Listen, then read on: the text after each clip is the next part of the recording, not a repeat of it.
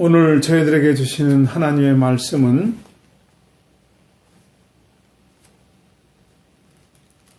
요한계시록 3장 14절로 마지막 22절까지 말씀 되겠습니다.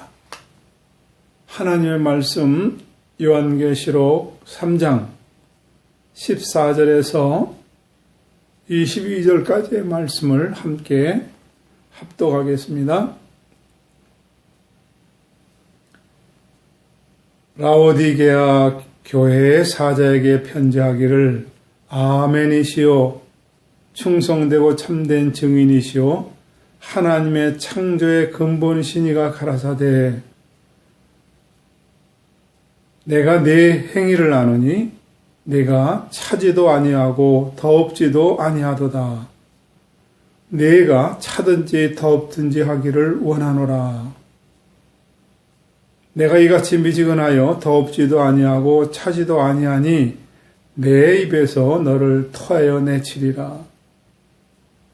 네가 말하기를 나는 부자라 부여하여 부족한 것이 없다 하나 네 곤고한 것과 가련한 것과 가난한 것과 눈먼 것과 벌거벗은 것을 알지 못하도다. 내가 너를 권하노니 내게서 불로 연단한 금을 사서 부요하게 하고 흰옷을 사서 입어 벌거벗은 수치를 보이지 않게 하고 안약을 사서 눈에 발라 보게 하라. 물은 내가 사랑하는 자를 책망하여 징계하노니 그러므로 네가 열심을 내라 회개하라. 볼지어다 내가 문 밖에 서서 두드리노니 누구든지 내 음성을 듣고 문을 열면 내가 그에게로 들어가 그로 더불어 먹고 그는 나로 더불어 먹으리라. 이기는 그에게는 내가 내 보좌에 함께 하여 주기를 내가 이기고 아버지 보좌에 함께 앉은 것 같이 하리라. 귀 있는 자는 성령이 교회들에게 하시는 말씀을 들을지어다. 아멘. 함께 기도하고 말씀 나누겠습니다. 하나님 아버지, 오늘도 부족한 자를 주님께 의탁합니다. 성령의 도구가 되어 사용되게 하여 주시옵소서. 하나님 아버지께서 드러내고자 하는 말씀을 부족한 종의 입술과 마음과 생각을 주관하셔서 말씀이 선포되게 하셔서 말씀이 권세 있게 증거되게 하옵소서. 부족한 자를 주님께 의탁하오며 예수님의 이름으로 기도하옵나이다. 아멘.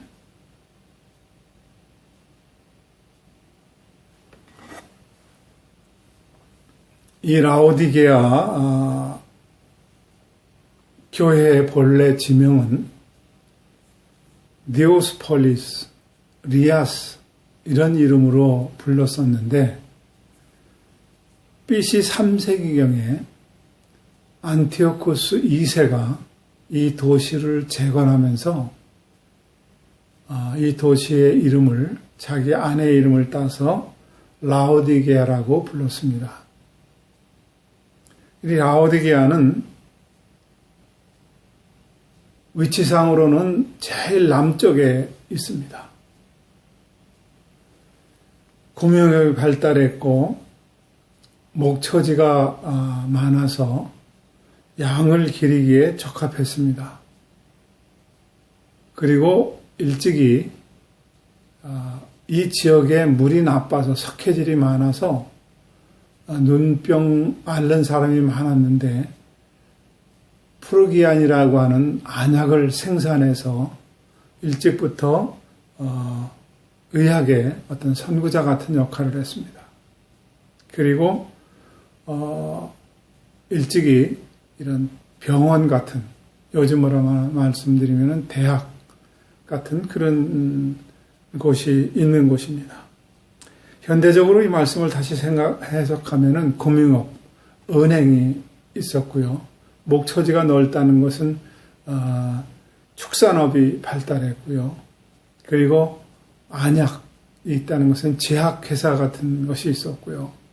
그리고 병원, 대학병원 같은 것이 있었습니다. 모든 게 두루두루 갇혀 있으니까 이 라오디게아는 아주 부유했습니다.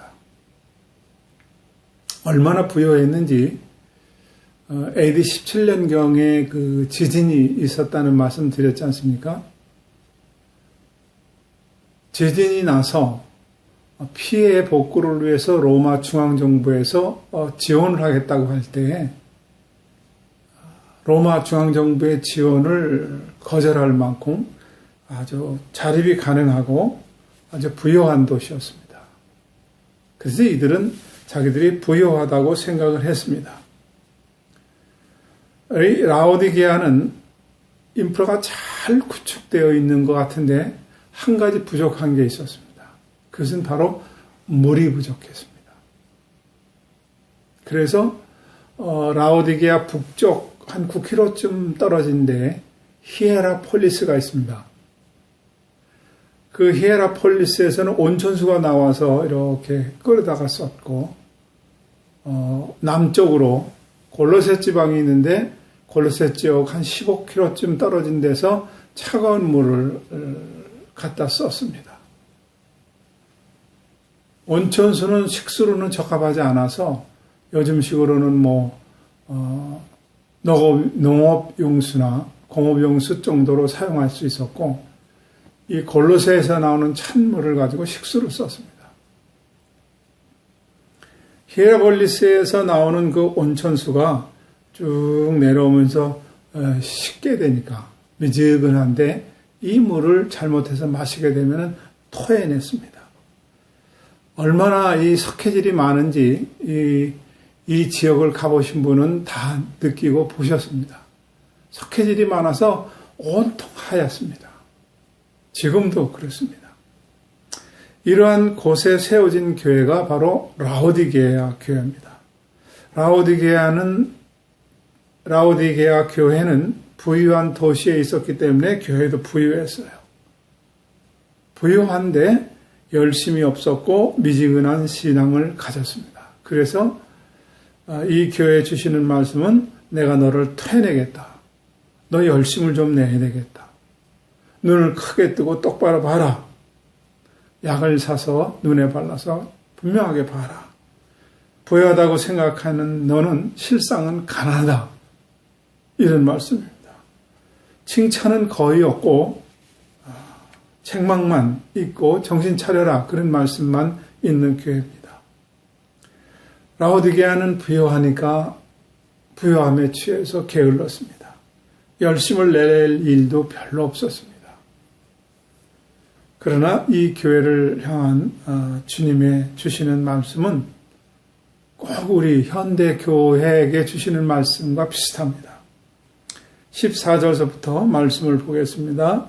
라오디게아 교회의 사자에게 편지하기를 아멘이시오 충성되고 참된 증인이시오 하나님의 창조의 근본이시니가 가라사대. 주님을 아멘이시오 창조의 근본이시다. 그렇게 이 교회를 향해서는 말씀합니다. 15절 내가 내 행위를 아노니 내가 차지도 아니하고 더없지도 아니하도다. 내가 차든지 더없든지 하기를 원하노라. 무슨 말씀이에요? 분명히 하라는 거예요. 차든지 덥든지 분명하게 하라. 그런 얘기입니다. 너는 믿는 사람이냐? 분명히 좀 해봐. 이런 얘기예요. 내가 크리스찬이냐? 분명히 해. 이런 얘기입니다. 16절 내가 이같이 미지근하여 더없지도 아니하고 차지도 아니하니 내 입에서 너를 토하여 내치리라 그랬어요. 이 말씀은 물로 인해서 고통받는 라오디게아 교회 성도들은 금방 무슨 말인지 알아들을 수가 있습니다. 온천수 잘못 마시면 토하고 주님이 우리를 이렇게 토해내는구나 정신 차려야 되겠구나 금방 깨닫습니다. 토해서 내치리라는 그 이유의 핵심이 17절에 보니까 네가 말하기를 나는 부자라 부요하여 부족한 것이 없다 하나 네 공고한 것과 가련한 것과 가난한 것과 눈먼 것과 벌거벗은 것을 알지 못하도다 그랬어요. 너는 공고하구나. 네가 가련하구나. 너는 눈이 멀어서 보지 못하는구나. 넌 벌거벗었는데 어째 이걸 모르냐. 너는 부족한 것이 없다고 하나 실상은 가난한 자다. 영적인 가난, 믿음의 가난을 말씀하고 있습니다. 너희들이 배우고 너희들이 알고 있는 것은 잘못된 것이다. 잘못 빼뒀고 잘못 믿었고 잘못된 거야 하고 책망하는 말씀입니다. 이 시대에 주시는 우리에게 주시는 그런 말씀입니다. 무늬만 크리스찬 교인들이 얼마나 많은지 모릅니다. 자본주의식 교회에 물들어서 그런 사고에 물든 크리스찬이 얼마나 많은지 모르겠습니다. 예수 믿는 것은 부자 되는 거예요. 자본주의식이죠. 예수 믿는 것은 숫자가 많으면 하나님이 축복이야. 번영과 출세, 이거는 내가 예수 잘 믿어서 그래. 전부 다 이렇게 생각하는 거예요. 그래서 말씀이 없어요. 구하는 게 다 세상의 번영이에요.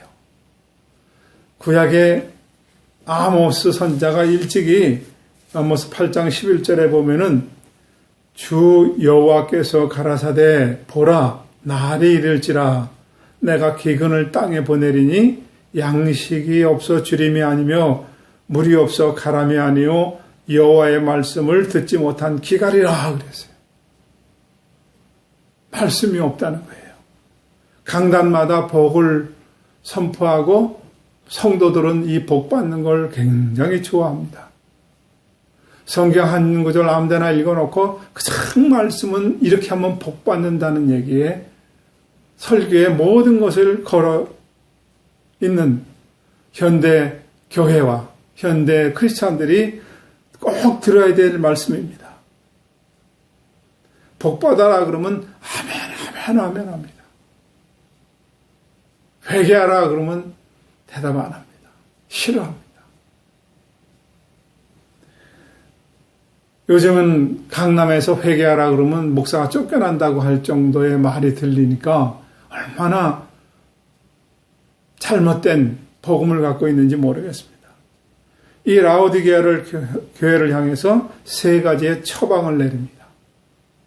현대 크리스찬들에게도 이 말씀이 들어야 될 말씀입니다. 18절 내가 너를 권하노니 내게서 불로 연단한 금을 사서 부요하게 하고 흰옷을 사서 입어 벌거벗은 수치를 보이지 않게 하고 안약을 사서 눈에 발라 보게 하라. 금을 사서 또 흰옷을 사서 또 안약을 사서 뭐 하라는 거예요? 금을 사서 부요하게 하고 정말 부요한 게 뭔지 이 말씀을 우리가 지금 드리겠습니다. 흰옷을 사서 이 옷을 입어야 되는데 이게 뭔지 오늘 이 말씀을 나누는 거예요. 안약을 사서 눈에 바르는 건데 이게 뭔지 오늘 이 세 가지의 처방법을 오늘 우리가 꼭 들어야 될 말씀이에요. 불로 연단한 금을 사서라는 말은 금이라고 하는 것은 순금을 만들려면은 불순물을 제거해야 되잖아요. 금이 돌에 섞여 있으면 이 순금을 만들어내려면 뜨거운 불로 녹여서 불순물을 제거해서 순금을 만들어야 되잖아요. 바로 부유함에 처해 있는 이 라오디게아 교회에게 마치 이 신앙도 불순물을 제거하는 것처럼 그렇게 해야 된다는 겁니다. 예수님이 세상에 오시기 전에 말라기 선지자는 말라기 3장 2절에서 3절에 보면은 이런 말씀을 일찍이 했습니다. 그의 임하시는 날을 누가 능히 당하며 그의 나타나는 때에 누가 능히 서리오. 그는 금을 연단하는 자의 불과 표벽하는 자의 잿물과 같을 것이라. 그가 은을 연단하여 깨끗게 하는 자같이 앉아서 의의 자손을 깨끗게 하되 금은같이 그들을 연단하리니 그들이 의로운 제물을 나 여호와께 드릴 것이라.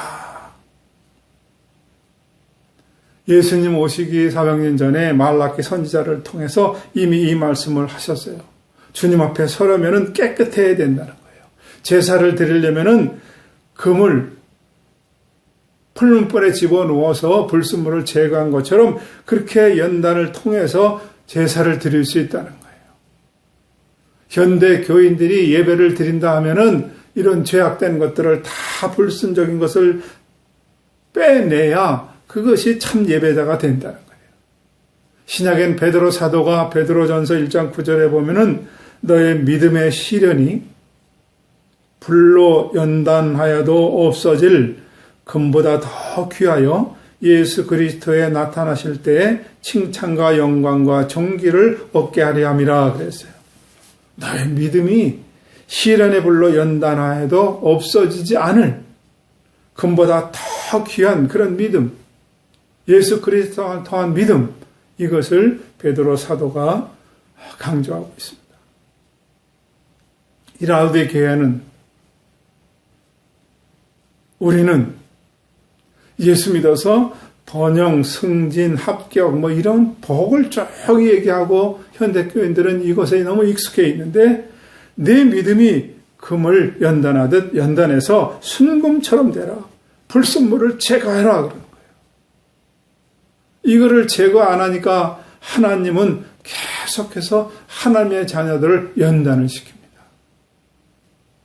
히브리서 12장 6절에서 8절에도 보면은 주께서 그 사랑하시는 자를 징계하시고 받으시는 아들마다 책짓질 하심이니라 하였으니 너희가 참음은 징계를 받기 위함이라. 하나님이 아들과 같이 너희를 대우하시나니 어찌 아비가 징계하지 않는 아들이 있으리요.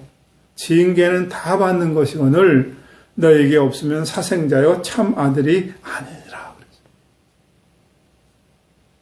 죄를 짓고 있는데도 아무 징계가 없다. 그건 사생자입니다.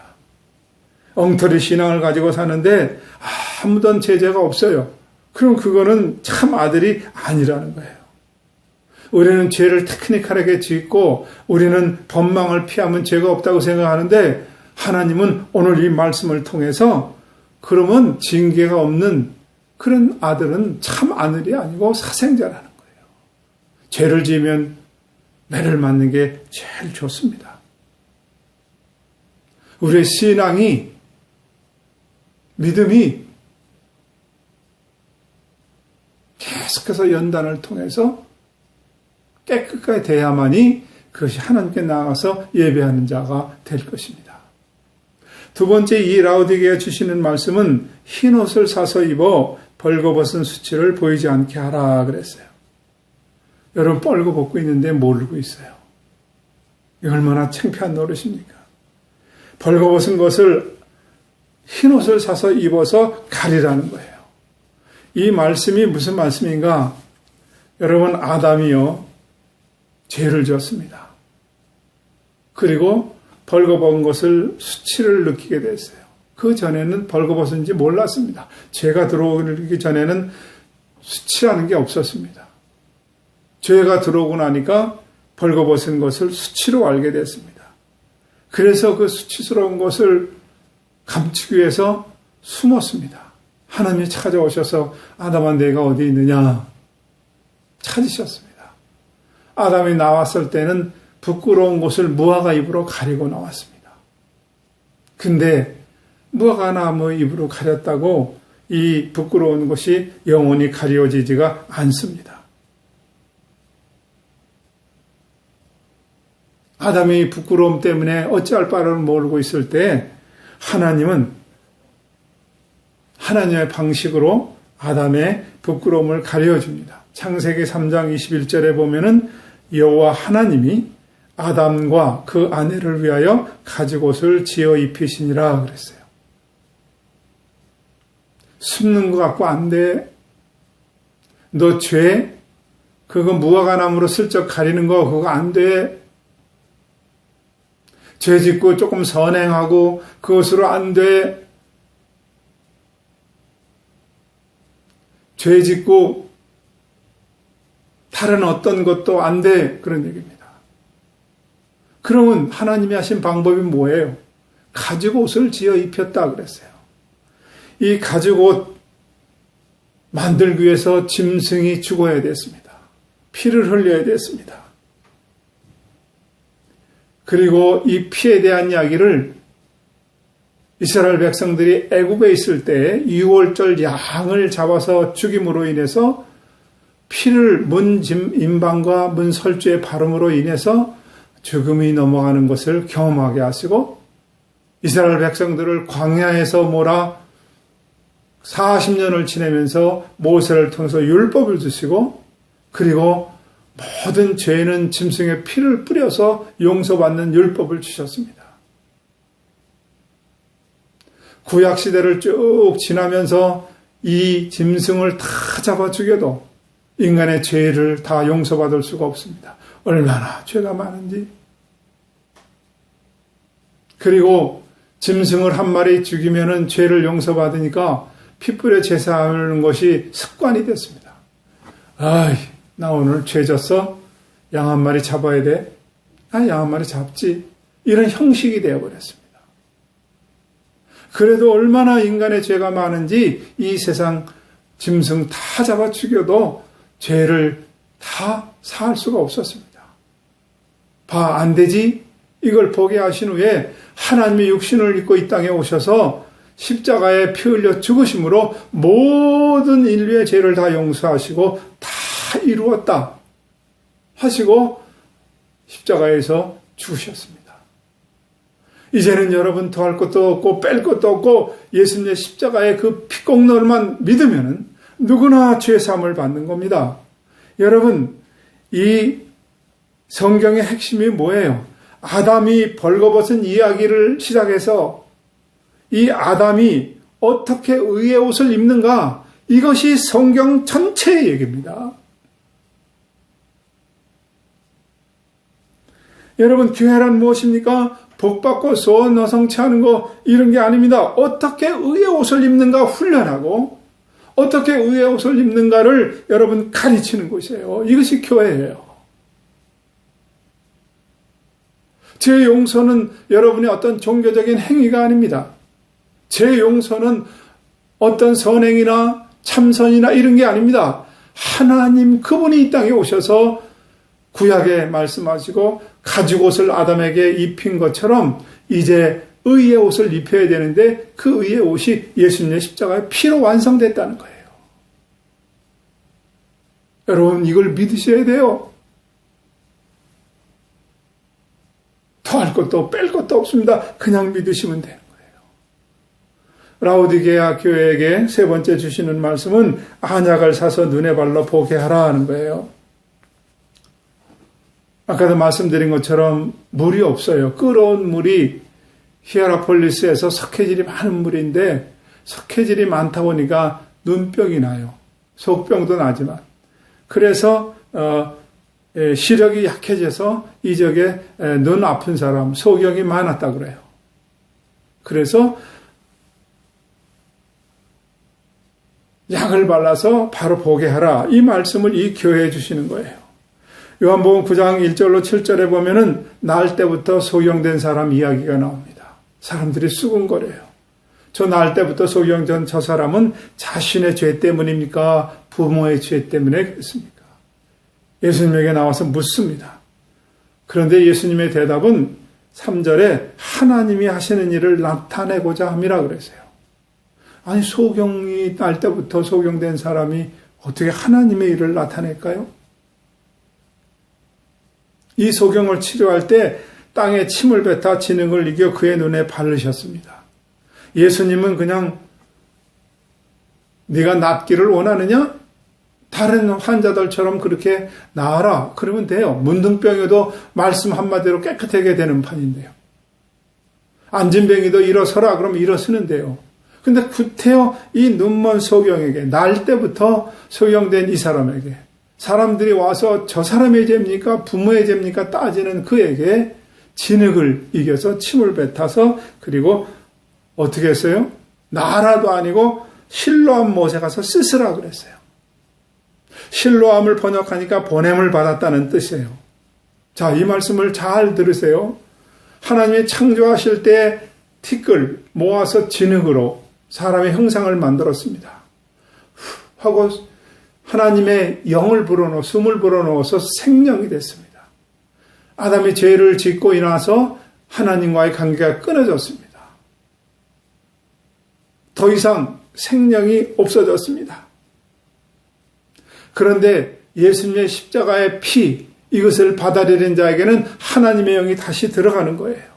이 말씀을 오늘 말씀 그대로 하시면은 이 소경이 왜 소경이 됐는지 아느냐? 하나님의 일을 나타내고자 함이라 그랬어요. 진흙이라고 하는 것은 뭐예요? 본래 사람을 만든 그 진흙 아닙니까? 여기에 침을 넣었다는 건 뭐예요? 하나님의 영을 넣었습니다. 그래서 이 사람이 이제 소경이 나음을 입게 되는데 실로암에 가서 씻어라 그랬어요. 그 실로암이 뭐예요? 보냄을 받았다는 뜻이에요. 말씀으로 충분히 나아서 번거로운 일을 하면서 왜 실로암에 가서 씻으라 그러는 거예요? 잘 봐라. 눈을 씻고 잘 봐. 그것이 예수 그리스도라는 거예요.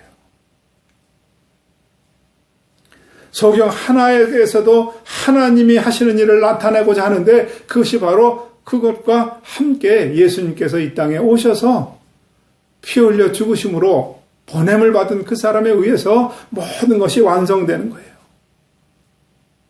20절 말씀합니다. 볼지어다 내가 문 밖에서 두드리노니 누구든지 내 음성을 듣고 문을 열면 내가 그에게 들어가 그로 더불어 먹고 그는 나와 더불어 먹으리라. 이게 무슨 말씀이에요, 여러분? 우리는요, 문을 팍 닫고 있습니다. 필요하면 문 쏙 열고 주님 이거 주세요, 저거 주세요. 모든 주체가 나예요. 어떤 사람은 문을 2중, 3중으로 장치를 만들어서 못 열게 만들어요. 이게 바로 우리 신앙 아닙니까? 현대인들 집에 가봐요. 몇 개의 잠금 장치를 해놓으세요. 그 잠금 장치를 볼 때마다 꼭 우리들의 신앙을 보는 것 같아요. 우리가 사는 이곳에는 전부 다 키 하나만 열면 집에 들어올 수 있잖아요. 한국에 가면 2중, 3중, 4중 철저하게 잠깁니다. 볼지어다 내가 문 밖에서 두드리노니 누구든지 내 음성을 듣고 문을 열면 내가 그에게 들어가 그로 더불어 먹고 그는 나로 더불어 먹으리라. 이 말씀이 뭐예요? 얘야 문 닫아놓고 필요하면 나 이거 주세요 그러지 말고 문 열어. 그럼 내가 너와 더불어 그냥 함께 먹게 같이 살자 그런 말이에요. 이놈아 정신 차려 내가 너랑 함께 살게. 마음의 문을 탁 열고 함께 살자 그런 얘기입니다. 뭐하러 필요할 때마다 번거롭게 문 열고 쳐다보고 그러니 함께 살자는 거예요. 여기 히브리 사람들의 한 상 함께 먹는다는 것은 동급을 얘기합니다. 다윗이 사울에 의해서 계속해서 목숨의 위험을 받지 않습니까? 근데 이 요나단, 사울의 아들 요나단은 안목이 있었나요? 다윗을 숨기고 다윗을 위해서 자기 목숨까지도 내어놓을 만큼 그렇게 다윗을 향한 애정을 보입니다. 그런데 사울이 죽고 거기에서 요나단도 죽습니다. 다윗이 요나단이 그립습니다. 그래서 찾고 또 찾아서 그 요나단의 피부치가 가족이 남은 사람이 없느냐? 그리고 찾았는데 무비보셋이라고 하는 아들을 하나 찾아냅니다. 근데 전쟁 중에 유모가 이 아기를 데리고 뛰어나가다가 넘어져서 두 다리가 다 부러져서 그 당시에 치료를 잘 못해서 그런지 절뚝이었더라 성경이 그렇게 나옵니다. 절름발이었습니다. 한상에서 먹는 모습을 이 다윗을 통해서 봅니다. 사무엘하 9장 11절에 보면은 무비보셋이 왕자 중 하나처럼 왕의 상에서 먹었더라. 친구 요나단의 아들 쩔뚝이 이 무비보셋을 한상에서 다른 왕자처럼 같이 취급했어요. 바로 이게 내가 너와 더불어 먹고 마시리라 하는 거예요. 하나라는 거예요. 너는 남이 아니다. 넌 내 아들이다. 그런 얘기예요. 그러면서 사무엘하 9장 13절에 보면은 무비보셋이 항상 왕의 상에서 먹음으로 예루살렘에 거하니라. 그는 두 발이 다 절뚝이었더라 그랬어요. 여러분, 주와 함께 먹겠다. 그러면 하나님의 패밀리라는 거예요. 너 그렇게 문 닫고 들어가서 숨고 그러지 말고, 필요하면 나 찾고 그러지 말고, 우리 함께 한 상에서 먹자. 함께 살자. 그런 얘기입니다. 이 라오디게아 교회에 주시는 말씀은 꼭 우리 시대에 주시는 말씀 같아요. 무늬만 크리스찬들에게 그렇게 믿지 마. 부유함에 빠져있는 크리스찬들에게 그렇게 믿지 마. 얼마나 부유한지 로마 중앙정부의 도움을 거절할 만큼 그 지진의 아픔 속에서도 부유함에 취해 있었어요. 지금 교회들도 마찬가지입니다. 지금 성도들도 마찬가지입니다. 많은 부유함에 취해서 하나님 없어도 될 것 같아. 이렇게 믿는 사람이 얼마나 많은지 몰라요. 너 잘 사냐? 너 부자냐? 너 높으냐? 넌 영적으로 가난뱅이라는 거예요. 금을 사서 풀무불에 연단하는 것처럼 그렇게 재련해서 그렇게 해서 순금이 되는 것처럼 너의 믿음을 그렇게 재련하라는 거예요. 흰옷을 사서 벌거벗은 수치를 보이지 않게 하라. 다른 걸로 안 가려져. 선행해봐. 참선해봐. 다른 걸로 안 가려져. 오직 예수 그리스도의 십자가의 보혈만이 그 수치를 가릴 수 있다는 거예요. 안약을 사서 발라야 돼. 마치 소경이 신람에 가서 씻어서 깨끗해지는 것처럼